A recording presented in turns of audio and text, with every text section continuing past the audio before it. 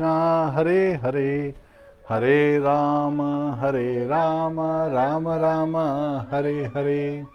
Hare Krishna, dear devotees, you are all welcome in today's Srimadbhagavatam class, where we'll be discussing simple living, higher thinking. Not simply living and highly thinking. Simple living, high thinking. And this is in reference to Srimadbhagavatam, Canto 2, Chapter 2, Verse 4. Hare Krishna, please join us for Jai Radha Madhav prayers.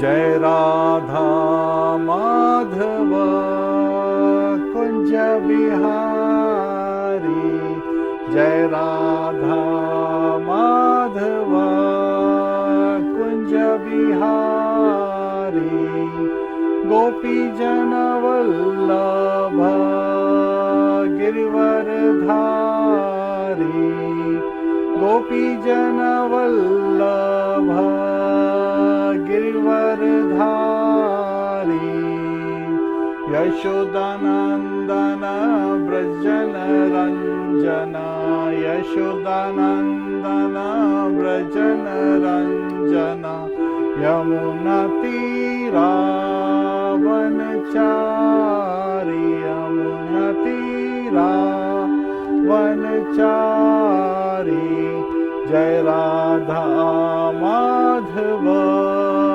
Kunja Bihari, Jai Radha Madhava Kunja Bihari, Hare Krishna, Krishna Krishna, Hare Hare, Hare Rama, Rama Rama, Hare Hare, Hare Krishna, Krishna Krishna, Hare Hare, Hare Rama, Rama Rama, Hare Hare, Hare Krishna, Krishna Krishna, Hare Hare, Hare Rama, Rama Rama, Hare Hare, Hare Krishna, Krishna Krishna, Hare Hare, Hare Rama, Rama Rama, Hare Hare, Hare Krishna, Krishna Krishna, Hare Hare, Hare Rama, Rama Rama, Hare Hare, Hare Krishna, Krishna Krishna, Hare Hare, Hare Rama,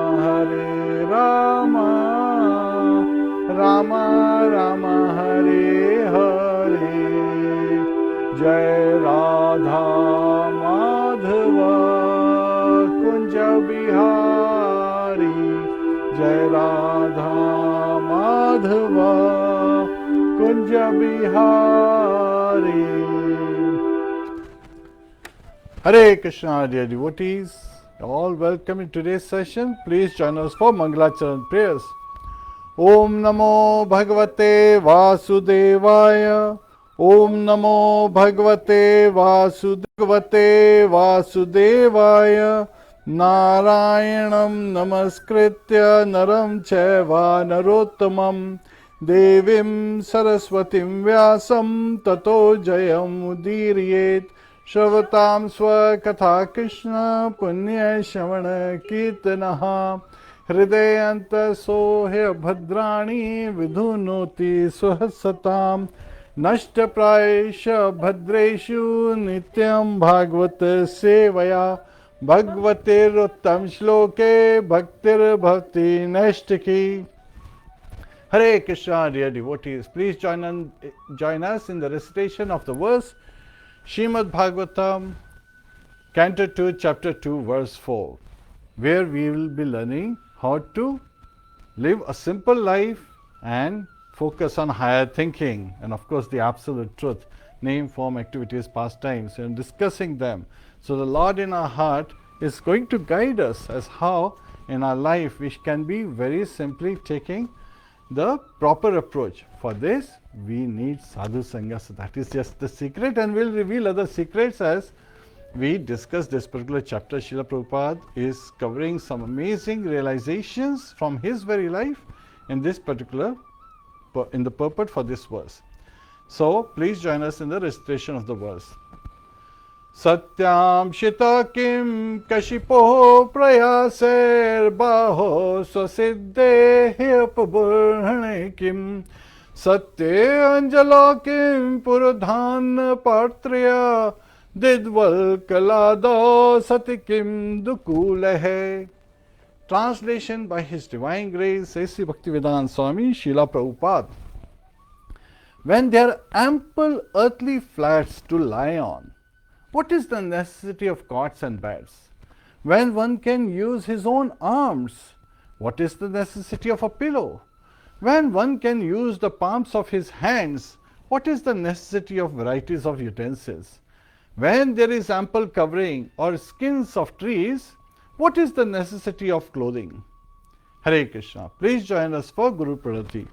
Namo Vishnu Padaya Krishna Prishtaya Bhutale Srimate Bhakti Vedanta Swami Nitinamine Namaste Saraswate Deve Gaurvani Pracharine Nirvishesha Shunyavadi Paschatya Deshatayine Om Ajnana Timirandasya Jnananjana Shalakaya Chakshurun Militam Yena Tasmai Shri Guruve Namaha Mukham Karoti Vachalam Pangum Langhayate Girim Yat Kripatadaham Vande Shri Gurum Deenataranam Shri Krishna Chaitanya Prabhu Nityananda Shri Advaita Gadadhar Shivasadi Gaur Bhakta Vrinda Hare Krishna, Krishna Krishna, Hare Hare, Hare Rama, Rama Rama, Hare Hare.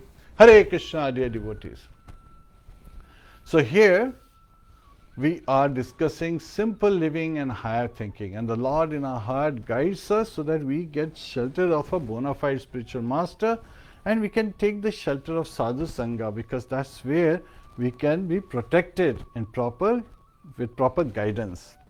And so, yes, people say simple living, higher thinking, not highly living and simply thinking. No, that's not the mood.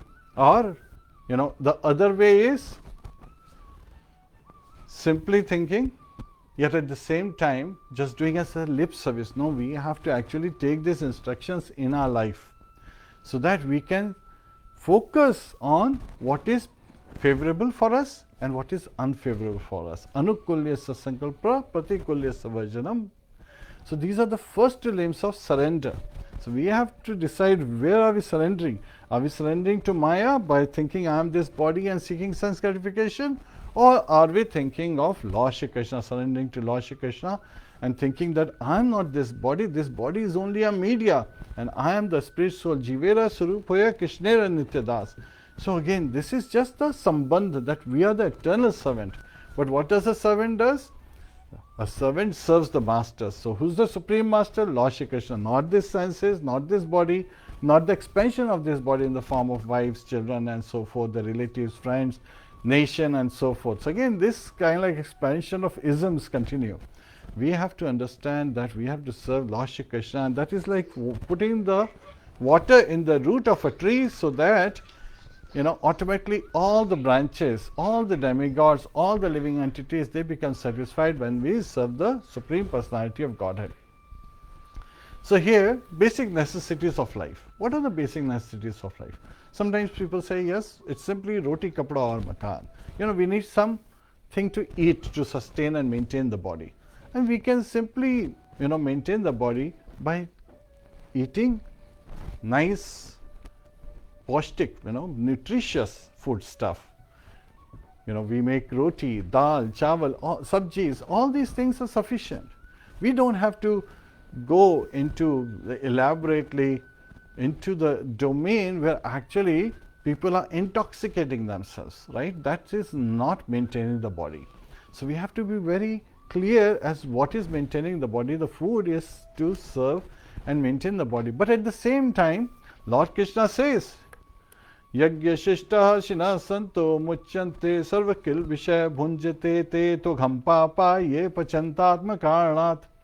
So, if we don't offer it to the Lordship and we eat food just thinking that this is for me and I should enjoy this, then actually it is a papa, it is sinful. That food takes the form of a sin. Not just the grains on Ekadashi day should be eaten to, because that's where the sin resides, but anywhere when we don't offer the food stuff to the Lordship, it actually becomes sinful. The sin is residing in that, and we are actually committing sinful activities.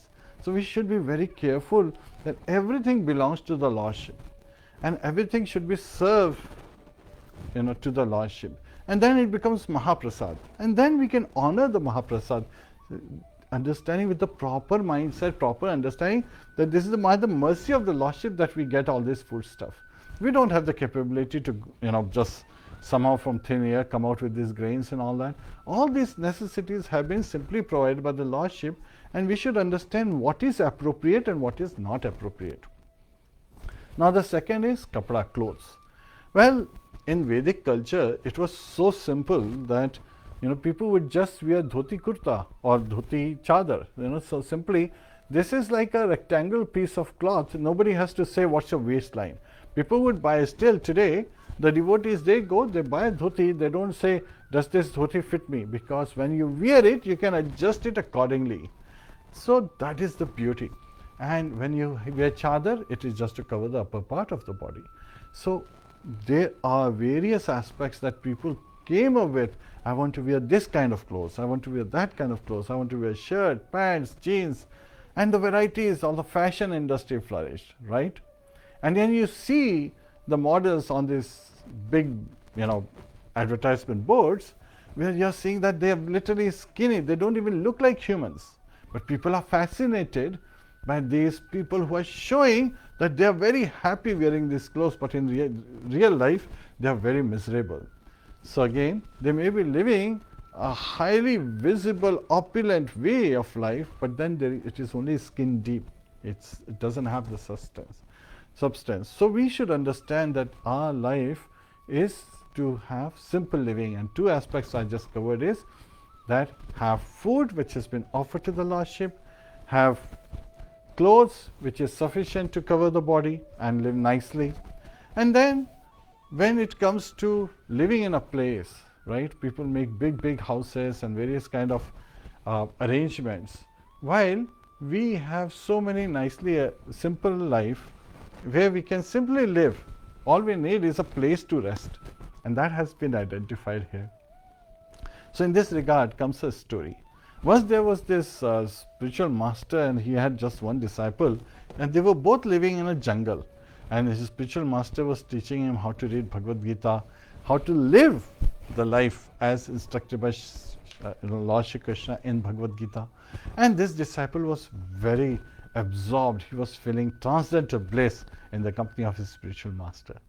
So one day spiritual master says, you know what, you have this book Bhagavad Gita that you can read, then you have these couple of sets of clothes, so you can wash one while you wear the next one. When that dries out, you wash your current one and wear the next one. So very nicely you can have this couple of gamchas so that you can take bath properly.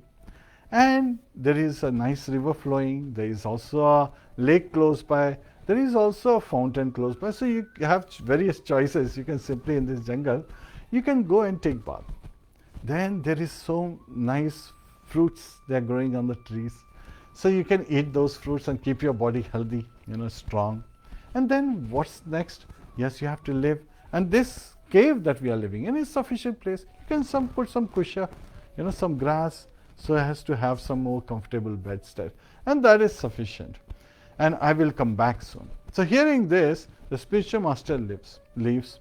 And the disciple is living in this cave, obeying the instructions of his spiritual master. But then he starts observing there is an issue that his spiritual master did not guide him about, which was that there happened to be a mouse living in the same cave, and when he was sleeping, the disciple was sleeping, the mouse would come and nibble onto the Bhagavad Gita. And he said, whoa, I have to save Bhagavad Gita. I cannot just let the mouse eat it all away. So he says, you know what? Maybe I should get a cat. So by having a cat, it will keep Bhagavad Gita away. Well, the disciple goes and gets a cat. And now he has a cat that will keep the mouse away. But then the cat is saying, meow, meow, meow. Why? Because it needs something to drink. It needs, what does cat love to drink? It loves to drink milk. So yes, he says, well, I cannot just go every day to the village to get milk. So I need to make another arrangement. What should I do? Oh, let me just get a cow. So he goes and gets a cow. And now the cow gives milk, the milk is given to the cat gives the mouse away so that he can read Bhagavad Gita. And Bhagavad Gita is not eaten away. So the book Bhagavad Gita is not eaten away. So here the cow also needs care, and it's like, oh, if I have to give the cow bath, if I have to clean her manure, if I have to milk her, means again this is going to take so much of my precious time. Maybe I should hire a servant who will take care of the cow. So that's very nice, yes. He hires a servant who will take care of the cow gives milk, the milk is given to the cat keeps the mouse away, and the Bhagavad Gita is not eaten up, nibbled on by the mouse. Well, this man, he observes, he's lazy. He's not taking care of the cow very well. And he's like, I cannot hire another man because they will become a party and they will be against me. So what should I do? He thinks about it and says, yes, I should get married. So when I get married, my wife will watch over this man, and so she will make sure that he is not lazy, he is taking care of the cow. The man is taking care of the cow is giving milk, the milk is given to the cat so that the cat keeps the mouse away. Now comes another thing. Now that he has a wife, what is the purpose of marriage? To beget children. And so she starts demanding, I need children, I want children, and so forth. Yet at the same time, she has other demands as well, like wives do. They want their husbands to provide for them, nice clothes, some jewelry, and so forth. So she starts demanding for those things. And it becomes very difficult. He says, I have to find solution because I have to make sure that she is happy so that she is taking care of, watching over this man. And at the same time, I have peace of mind. Happy wife, happy life. That's the formula he has to follow. And so he decides, maybe this time I need to start a trade so that I can, use various resources in the jungle. I can use the fruits, the vegetables, the various minerals we find in the mountains and so forth, and I can trade those and get all these things that she is asking for. He starts doing that. For that, he has to hire various people, some accountants, some laborers, and so forth. And when his spiritual master returns, he's like, what is all this? He's like, spiritual master, my dear spiritual master, I'm doing this only so that the Bhagavad Gita is not eaten away by the mouse. So he explains the whole thing. I have to do all this trade so that my wife is happy, my children are happy. Because when children are born, they also demand things, right? Father give me this, father give me that. So I have to meet all their demands. And she is watching over this man who is taking care of the cow so that he does not, neglect his duties. And so the cow is giving milk and the milk is given to the cat and the cat keeps the mouse away. The spiritual master says, you fool, you could have just placed this book on a wall, on a shelf on one of the walls, and that would have solved the problem. But now you have covered yourself in this phantasmagoria of this material world, and there is no time left for you to study Bhagavad Gita. And that was the purpose. The purpose was to read Bhagavad Gita so that he can live Bhagavad Gita.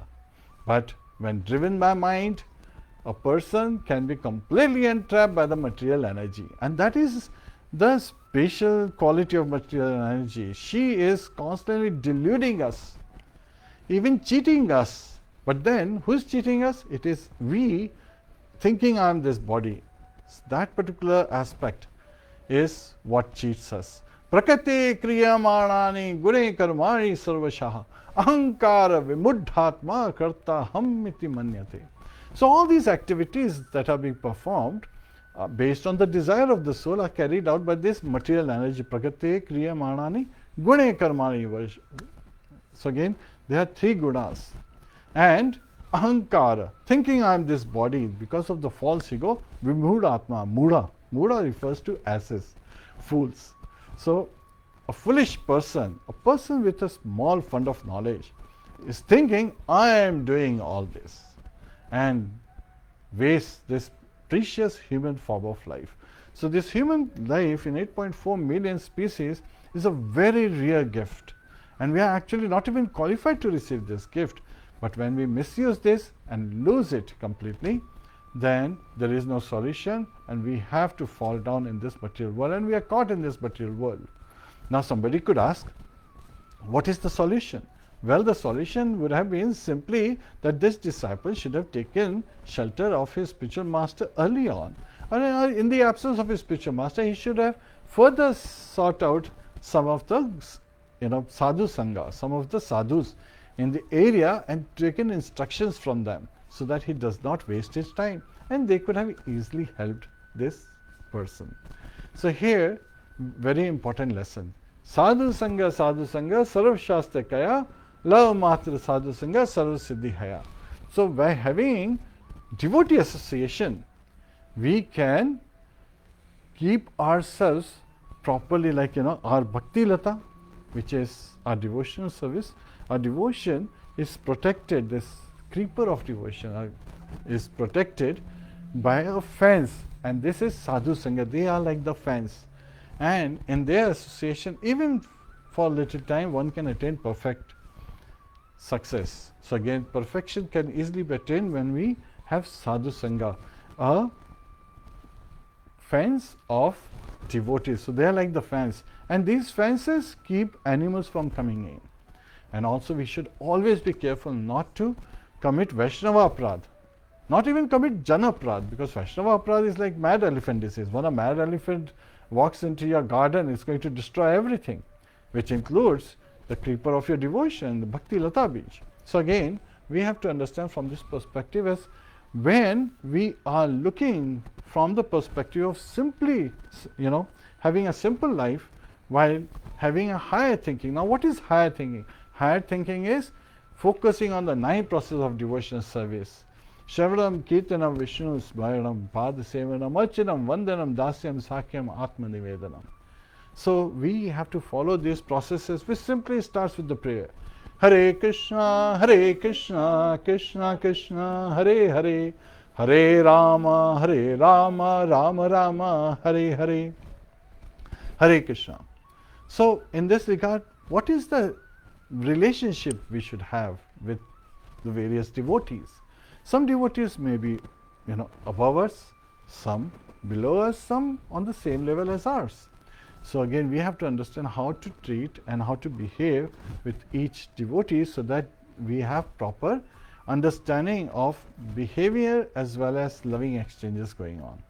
In this regard, Srila Prabhupada used to discuss a very nice story, that in the 18th century, the Christian monasteries' influence was great, but over a period of time, it was started decline, and many monasteries were closing all around the area. And so there was this monastery with a nice garden around it, where people had stopped coming to the monastery to engage in devotional service. They were basically just coming over to the ground close by just for picnics. There is a nice monastery, but we are not going to see the monastery. It has nice, beautiful buildings and all that stuff. So they are looking at only from the outside, and let's have nice, picnic over there. Just go, eat, play, and then come back. So that was the mood of people here. So here there was one abbot and 4 monks living in this particular monastery, and they were thinking, if nothing happens, then soon this monastery will also close, like other monasteries are closing. So the abbot and the monks, they were worried. So abbot said to his friends, and all these monks and abbot, they were like 70 in their late old age, 70s and 80s. So the abbot said, let me go and meet the rabbi, the friend. Maybe he will find us, he will give us a solution. Now, just near the forest, there was a hut where the rabbi used to live. So the abbot goes and visits his friend the rabbi. As soon as they see each other, they embrace each other. Now this is also very important. What's the difference between shake hand and embracing one another? This, again, we have to understand the history. In the old times, the shake hand was done because the other party could check that, are you hiding any weapon? Daggers or things like that. While embracing is a heart-to-heart connection. So in the Shastras it is said that even if your enemy comes to meet you at your home, we should embrace them. That is Sanskriti, that is culture, that is civilization. And we love him so much, we completely, because, hey, how can anyone be our enemy? Suhridam Sarvadehinam. So Lord Krishna is the best friend of every living entity, which means every living entity is very dear to the Lordship. And to the devotees, it also means that every living entity is very dear. So in that mode, yet at the same time, we don't walk into a cage of a lion and says, let me embrace you. We use our intelligence. That is very important. Just like in the case of this disciple, he did not use his intelligence and he was literally driven by the mind. So we should use our intelligence, yet at the same time be very respectful, very compassionate towards other living entities. So after embracing each other, the abbot and rabbi, they started discussing. And after discussing, how are you, how's your life going on and so forth, the abbot discussed this important subject matter. He said, my dear friend, our monastery is not being visited by a general populace. And I and the 4 monks are worried that our monastery will also close. So now the rabbi, he shared his concern. He says, you know what, same is the case with synagogue. Not many people are visiting synagogue nowadays, and I have the same concern. So it seems like, there are more atheists growing around us. So in this particular case, after discussing, the abbot was really disheartened. He was like, oh, I couldn't find a solution. Even rabbi is facing a similar issue. So anyway, he bids farewell and is about to walk, and he's about to, open the door to leave. Rabbi says, but I do know one thing. What is that one thing? This one thing is that one of you is a Messiah. And then, the rabbi is quiet. Abbot looks at him. So it's a very puzzling response that one of the monks or the abbot is a Messiah. So he goes back to the monastery and he calls the 4 monks and he says, I visited our friend rabbi, and he expressed that one of us is a Messiah. And hearing this, they asked, who is Messiah amongst us? He's like, he did not tell me that. He just said that one of you is a Messiah. And so we have to, this is the only solution I found. This is the only response I got. So now everyone is going to their quarters and they are thinking, Father Thomas is thinking, maybe Father Frederick is Messiah because he's got such strong determination. He focuses with so much compassion, he is carrying out his services. Or maybe Father Frederick is Messiah because he is so humble, he is so loving, he is so serving. Or maybe Father Peter is Messiah because he is always helping others, he is always seeking out, looking out for others. And what if I am Messiah? Oh my God, what if Lord has decided me to be the Messiah? Then I have to carry out his order, which is I have to, really behave like a Messiah behaves. All of a sudden their behavior changed. They started greeting each other with love. They started inquiring about the, important subject matters, which is discussing the subjects on the God and his glories. In this way, soon they were very happy. And then people, they were coming over there in the neighboring, on the grounds of this monastery. They saw that there is very referential, very amazing exchange happening between all these monks and the abbot. They are very happy. They are glowing with bliss. There is a great effulgence around their faces and they are always smiling. Seeing this, one person said, maybe I want to feel the happiness that they are feeling. So he joins the monks, and so they initiate him and he joins the monastery. Now after some time, seeing his friend so happy, this young man's friend also joins because he also wants to be happy. And so people started joining and the monastery flourishes. What is the secret? That we have to be properly devoted towards each other as well, have good loving exchanges. And that is why Srila Prabhupada revealed Nectar of Devotion. And Rupa Goswami in Nectar of Instructions very clearly identifies the 6 loving exchanges, which is the way we should be dealing with other devotees. Dadati pratigrahanati guhyam akhyati prichati bhunjate bhojate cheva sadvidam priti lakshanam. Dadati, giving of gifts, pratigrahanati, accepting gifts, not taking gifts. This is a giving relationship. When others give us gifts, then we should accept it. Guhyam akhyati, so we should discuss great secret matters. And Lord Krishna says, what is the greatest secret matters? Raj Vidya Raj Guhyam Pavitram Idam Uttamam. So this devotional service, focusing on serving the Lordship, Shravanam Kirtanam Vishnu Smaranam, these are the essence of this Raj Vidya. They are the king of all knowledge, and that is the greatest secret. And Rupa Goswami, he gave us 64 various processes, not just 9, of which the 5 are so potent, and they are focusing on simple life, simple living and higher thinking. And these 5 processes are so potent that even in the heart of a neophyte can experience love of Godhead. What are these 5 processes?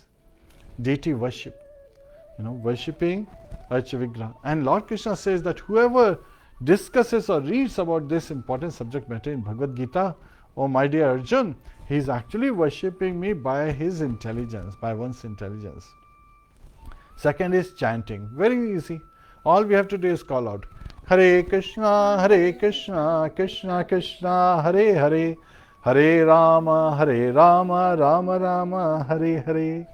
Third is reading Srimadbhagavatam. Srimadbhagavatam is literary incarnation of the Lordship. So when we are reading Srimadbhagavatam, we are also removing all kind of anarthas, because in the presence of Krishna, Krishna Surisama Maya He Andhakara. Jaha Krishna Taha Nahi Maya Radhikara. Lord Krishna is like the sun, and material energy is like the darkness. In the presence of sun, there cannot be any darkness. So here, reading Srimadbhagavatam, understanding Bhagavad Gita, reading and living based on the examples given in Chaitanya Charitamrita, we can make our life perfect, so much that we can, even a neophyte can experience love of Godhead. And then the fourth one is Sadhu Sangha. Sadhu Sangha, Sadhu Sangha, Sarva Shastakaya, Love Mata Sadhu Sangha, Sarva Siddhi Haya. So we should always be seeking devotee association so that we can focus on higher thinking. And finally, last but not the least, live in a holy place. Like we have Mathura, Vrindavan, yet at the same time, wherever Lordship is, that place is a Tirthasthan. We have Srimad Bhagavatam, literary incarnation of the Lordship. We have the deities, we have the blessings of the sadhus, blessings of the Guru and Gauranga. Then, of course, the place where we are automatically becomes a Tirthasthan, automatically becomes a worshipable place. And we should discuss these subject matters, important subject matters about the absolute truth. And that will make our life successful. So these 5 processes even enable a neophyte to experience love of Godhead. And that is the whole purpose, to attain love of Godhead. The Lord in the heart is enabling us to take shelter so that we can live simply and make our life perfect, and not be entangled by running after mirages of this material world and be caught up in its phantasmagoria. Hare Krishna. Kanthra Srimad Bhagavatam ki jai, Srila Prabhupada ki jai, Srila Bhagavad ki jai, Ananta Koti Vaishnava Vind ki jai, Nitai Go Premanande. Hari Hari Bol. Om Tat Sat. Hare Krishna.